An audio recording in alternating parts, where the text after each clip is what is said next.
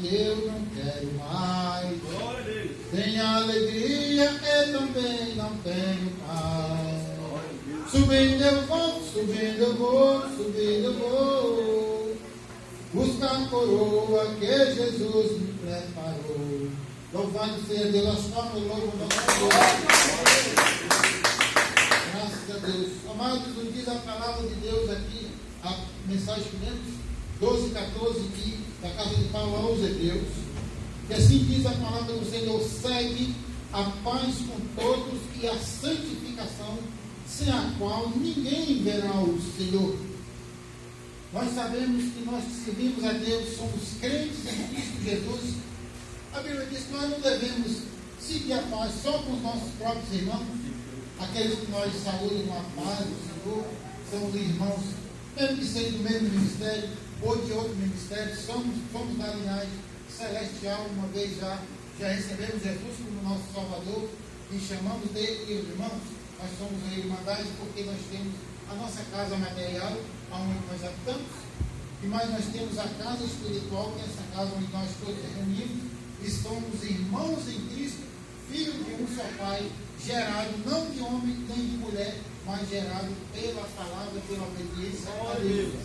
Porque a gente, como diz a palavra, amar aquele que nos faz bem, nossos irmãos, nós estamos em comunhão todo o tempo, é fácil. Difícil é a gente amar ou seguir a paz, que sabe, com os estranhos, com aqueles que nos perseguem, que nos desejam mal, e muitas vezes eles se vangloriam se nós viermos a ter algum prejuízo em alguma coisa. Então, esse tipo de gente que a palavra do Senhor nos diz: segue a paz com todos, não apenas com os nossos próprios irmãos, mas a paz com todos. Nós não estamos em comunhão com o ímpio, com aquele que está no mundo, aquele que pratica as coisas más obras.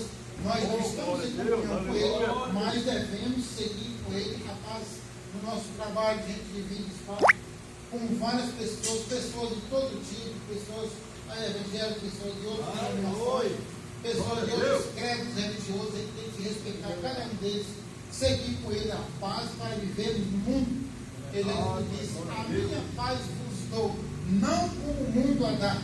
A paz que o mundo dá é uma paz falsa, muitas vezes é corriqueira, muitas vezes é só num instante, mas a paz que o Senhor Jesus nos dá, esta é eterna, porque o mundo vive em conflito, em discórdia, pela própria natureza humana. O ser humano, onde eles se reúnem, onde eles todos se diversificam a ideia de cada um, por isso vem as discórdias. Mas mesmo assim, Jesus nos aconselhou pela palavra dita por Paulo aqui nessa mensagem, que nós devemos seguir a paz com todos, ainda que muitas vezes a gente é afrontado com muitas coisas. Sei quem aqui que nunca foi afrontado por uma pessoa, às vezes com razão, que aquela pessoa lhe afronta, lhe faz ficar irado. Mas nós temos que lembrar que nós não somos melhor que eles, nós somos diferentes. Nós temos uma diferença quando nós servimos a Deus, a diferença de sermos não na mesma natureza do mundo pecaminoso. Nós já somos nova criatura em Cristo Jesus, portanto temos que ter essa obediência e essa postura e essa posição diante do ímpio, para que ele saiba que nós somos diferentes. Muitas vezes eles nos afrontam, mas eles percebem em nós, pela nossa paciência, percebem em nós que há uma diferença. Ele pode até imaginar: se eu tivesse afrontado essa pessoa no meu mesmo nível, teria sido pior, ou arrumado uma briga, ou até mesmo morte. Mas não, aquele crente baixa a cabeça muitas vezes para evitar a confusão, a briga, ou até mesmo morte. E aquele furor que estava ali, Deus vai dando a graça, o Espírito de Deus vai lhe dando paciência para você tolerar, suportar aquela situação e viver em paz com aquela pessoa. E quem sabe depois ele mesmo reconhece. O próprio ímpio reconhece muitas vezes, lhe pede desculpa por isso que comigo já aconteceu, de ser afrontado, aconteceu na minha razão.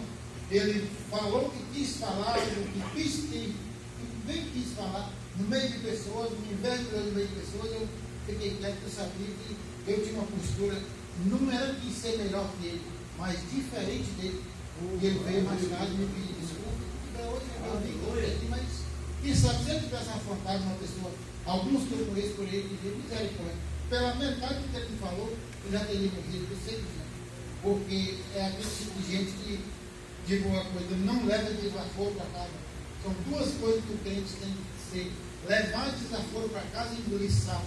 Muitas vezes, para quê? Para viver, para suportar, para se manter na posição de um crente. Claro, a gente não é besta, crente tem que ser bobão, ser bestão, não. Nós temos nossos direitos, às vezes são coisas, às vezes, pela graça de Deus, pela infinita misericórdia de Deus, Ele nos dá a percepção para a gente entender que aquilo muitas vezes é o próprio inimigo afrontando, usando aquela pessoa para vir contra você, para ali e afrontar. Então, é o que a palavra do Senhor nos diz aqui, para nós vivermos em paz e seguir o que? Uma caminhada, uma jornada que nós andamos, seguir a paz com todos, diz a palavra do Senhor. Nesse mesmo versículo que vai na frente, diz aqui, outra parte, isso aqui é para nós vivermos, como eu citei, para vivermos nesse mundo em paz com as pessoas que nos odeiam, que nós andamos com elas, que vivemos com elas, que muitas vezes trabalhamos com essas pessoas, tudo bem, para vivermos em paz com uma palavra assim nos ordena. Diz a palavra de Deus. Agora vem o que? A santificação. Isso aqui agora já não é mais nada terreno, não é nada deste mundo, mas agora é uma coisa com Deus. Louvado seja o nome do Senhor. Isso aqui faz parte aqui dos 10 mandamentos. Os 10 mandamentos significa, a primeira parte dele é amar a Deus sobre todas as coisas. E a segunda parte é e o teu irmão como a ti mesmo. Esse versículo embaixo certinho nessa mensagem que diz amar a Deus, só que isso aqui é invertido. Amar a Deus sobre todas as coisas é o próximo como a ti mesmo. Então aqui tem inverte que a palavra de paz é viver em paz com os nossos irmãos. E agora tem aqui a santificação. Nós vivemos agora uma vida com Deus, né? Agora não tem nada a ver com o mundo. Aí não tem mais nada a ver com as pessoas que habitam nesse mundo e que dividimos o mesmo espaço aqui. Como diz a palavra de Deus. Segue a paz com todos e a santificação, sem a qual ninguém verá o Senhor. Por que se referiu duas Deus? Citou duas partes aqui e se referiu apenas uma. A seguir a paz com todos e ser com o mundo, como eu expliquei, né? Agora, e a santificação, sem a qual ninguém verá o Senhor. Porque com a santificação, essa é a parte de nós estamos em obediência a Deus, louvado seja o nome do Senhor, e vivemos em paz agora com Deus, com Cristo, para obtermos a salvação e a obediência a Ele. Se citou a santificação e a paz por todos, essas duas simbolizam uma coisa só. Não tem como nós vivermos, santificarmos com Deus se nós não tivermos paz com o mundo. E não tem como nós, como ele, viver em paz com o mundo e não nos santificar para Deus. Então, as duas coisas significam uma, que se refere à santificação e se refere a uma coisa só, sem a qual, poderia ser sem as quais, não é? Mas não é, a palavra diz sem a qual ninguém verá o Senhor. Porque tendo cuidado que ninguém se prive da graça de Deus. Se nós não vivemos em paz com as pessoas do mundo, nossos irmãos, e não seguimos a santificação com o Senhor, nós vamos nos privar da graça de Deus. Porque nós dependemos disso aí para ser crentes em Cristo Jesus e obedecer a sua palavra para alcançarmos a salvação.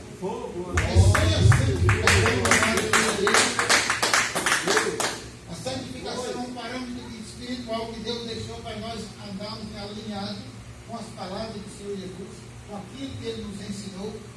No apóstolo João, mais na frente, ele diz: sede santo como Ele é santo. E nós devemos andar como Ele andou. Nós, isso aí é mais da simbólica, porque ninguém nessa terra vai conseguir a santidade de Jesus para chegar no parâmetro que Ele andou. Não tem condição. Mas o que Jesus disse? Sabendo Ele que nenhum de nós alcançaria o ponto de santificação de Cristo, que não teve nada que o dia, ele se envolveu com pessoas pecadoras, mas o pecado não lhe conheceu. Mas o próprio Jesus disse: esforçai por entrar pela porta estreita. Ele mandou nós esforçar. Não mandou cada um de nós, não, você tem que seguir, você tem que fazer isso aí, porque se você não chegar no parâmetro de Jesus, muitas vezes a mensagem, a pessoa não tiver um entendimento para compreender, dá a entender que se você não chegar até a santidade de Jesus, você não vai ser salvo. Claro que não, Jesus não vai exigir isso aí de nós, que jamais. nós vamos chegar nesse parâmetro. Nenhum, de forma alguma. Ah, mas então vai pecar, já que é pecado, pega mais e vai diferente. Não. Nós sabemos, o próprio Jesus sabe até onde a gente está se esforçando, mesmo sendo pecadores, vivendo no meio do mundo de gente pecador, somos pecadores também, mas estamos nos esforçando para quê? Para nos santificar, para imitar a Jesus, como o apóstolo Paulo diz, sede meus imitadores, como eu sou de Cristo. Então, quando falou, eu sou igual a Cristo, não é se ele disse isso. Não, eu sou igual a Cristo, ele se santificou naquele ponto, naquela altura, eu também não. Ele disse, seus imitadores. O próprio apóstolo Paulo disse que ele estava imitando a Cristo, que nós teremos que fazer, nos esforçar, porque para entrar para um lugar largo é fácil para se entrar, mas para um lugar estreito, como diz a palavra, não é fácil, então tem que nos fazer esforço. Não é bater na força na palavra de Deus, muitos vão bater e vão retroceder, vão voltar, quem tem força para prosseguir. Não, nós temos que perseverar e vamos esforçar para entrar por essa porta estreita. Então o que Jesus nos disse, eu creio, no meu entendimento, Jesus na escala de 0 a 10, ele chegou a 10 na sua santidade. Ele sabe até que ponto na escala de 0 a 10 nós poderíamos ser considerados santificados e justos perante o Senhor. Porque a santidade de Jesus nós não vamos alcançar. Mas ele sabe até que ponto nós poderemos ser considerados justos. Que a palavra de Romanos que diz que Deus olhou da terra e não viu um justo sequer. Vamos ver outra passagem, mas não haver contradição de na Bíblia. Não há um justo sequer. O Paulo disse, ele é escrito por Deus. O salmista Davi disse, fui moço e hoje sou velho. Nunca vi um justo desamparado, nem a sua descendência mendigar o pão. Vamos dar ênfase para a palavra justo. Aqui no Novo Testamento, eu não sei o que está também, mas no Novo Testamento que diz que a oração de um justo pode muito em seus efeitos. Então, como é que Deus diz que não se encontrou um justo sequer? E a oração de um justo pode muito em seus efeitos. Dá uma contradição e não. Eu sempre digo, Deus sabe até que ponto você, mesmo sendo pecador, você pode ser considerado justo para alcançar a salvação. Porque no dia do arrebatamento vai haver uma transformação. O nosso corpo será transformado. Jesus não. Quando ele se ressuscitou no terceiro dia, ele ficou por 40 dias ainda aqui na terra, dando as instruções aos discípulos. E na hora certa ele foi colhido ao céu. Ele não precisou mais de transformação. Ele não tinha pecado, nunca teve coisa nenhuma. Mas nós, pecadores, não. Esse corpo, essa matéria, que a Bíblia diz, nem carne nem sangue, é do reino dos céus. Vai haver uma transformação em um período de 7 milésimos de segundo. Mas vai haver uma transformação, porque nós, menos o mais justo que é na terra, vai ter que passar por esse processo para nos transformar o nosso corpo mortal, carnal, em um corpo incorruptível, celestial, para fazer o arrebatamento. Isso em 7 milésimos de segundo, que Deus não precisa de muito tempo para fazer as coisas. 7 milésimos de segundo, que é o tempo que se leva para piscar o olho, o reflexo de um relâmpago, que é a palavra que diz aí na ordenança de Mateus 24, que assim como o relâmpago vem do oriente a ocidente, fração de segundo, são 100 milésimos de segundo. Esse é o tempo que Deus precisa para transformar o nosso corpo pecador em um corpo celestial para entrar no reino dos céus naquela hora. Louvado seja Deus. Então nós temos é que nos esforçar para estar perante o Senhor na obrigação que Ele nos obrigou, no caminho que Ele nos deu, para que alcançamos a salvação. Louvado seja o nome do Senhor. E que ninguém, diz a palavra, que ninguém nos prive da graça de Deus, e que nenhuma raiz de amargura, que já foi constatada até pela medicina, que guardar rancor de uma pessoa, ira no coração, faz muito mal para a saúde, para o sangue, para o cérebro, para todo o corpo da pessoa. A pessoa que é amargurada, deseja mal para o outro, fica aquele rancor por qualquer coisa. A pessoa doente, já foi constatado isso pela medicina. A medicina não tem nada a ver com nada espiritual. E aqui a palavra nos diz que nenhuma raiz de amargura vos perturbe, e que nenhuma raiz de amargura brotando.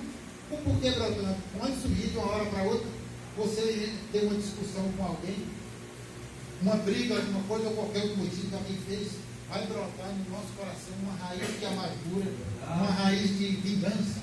De alguma coisa, tem pessoa que traz vingança no coração, leva para o resto da vida, leva até para o cemitério, para o túmulo, porque da pessoa que não perdoa, diz não perdoa. E a palavra do Senhor diz: se a gente não perdoar aquele que nos ofendeu, que venha nos pedir perdão, ou que não venha, se a gente for paciente verdadeiro, a gente tem que se livrar disso aí, que isso aí é raiz de amargura. A palavra diz que brotando nos perturba, é uma pessoa perturbada, tanto fisicamente como espiritualmente, as pessoas que guardam rancor no coração, muitas coisas. E aí a pessoa tem uma discussão com alguém, de alguma coisa que não sai do coração, e muitas vezes até perdoa a pessoa de boca, mas não adianta, porque Deus é aquele que somos os íntimos dos corações. Não adianta falar uma coisa de boca, eu perdoei você, mentira o coração. Não perdoar não está fazendo nada, está perdendo tempo, está fazendo papel de boca. Porque para Deus o perdão não é da boca, não é o timbre da voz, mas é pelo coração, louvado seja Deus. Dizendo a palavra do Senhor, que nenhuma raiz de amargura brotando vos perturbe, e por elas muitos se contaminem. Como eu disse, é uma contaminação não apenas para a alma, mas também para o corpo. Como eu disse, que a própria ciência já foi constatada que guardar rancor, a pessoa rancorosa no coração, é a pessoa doente, só desenvolve certos tipos de doença no organismo por conta disso. Louvado seja Deus. As palmas louvam nosso Senhor. E aqui tem uma seleção de outras coisas que diz aqui. E que ninguém seja fornicador. Fornicar significa aquilo que é um pecado que se faça. Antes de um processo, Deus determinou, no caso, o sexo. Ele permitiu, tipicamente, depois do casamento. Se isso ocorrer antes, é fornicação. Quer dizer, é um tipo de um atrapalho, uma coisa, uma desobediência a Deus. Porque Deus, quando a mulher se prepara para o casamento, até o dia do casamento, o Senhor exige que seja na pureza da mulher como ela nasceu. Louvado seja Deus. Assim como a igreja de Cristo, nascida nessa terra, e livre do pecado, para ser a noiva de Cristo Jesus, e sem nenhum pecado que se contamine. Louvado seja Deus. Então a fornicação é esse problema aí. Louvado seja o nome do nosso Deus.